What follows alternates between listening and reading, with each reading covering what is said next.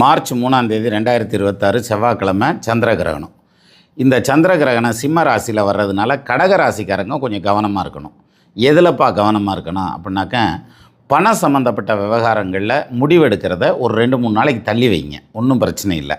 செவ்வாய்க்கிழமை கிரகணம் வருது, செவ்வாய் புதன் வியாழன் 3 நாள் விட்டுட்டு வெள்ளிக்கிழமைக்கு அப்புறம் உங்கள் வெள்ளிக்கிழமையிலேருந்து உங்கள் முடிவுகளை எடுங்க.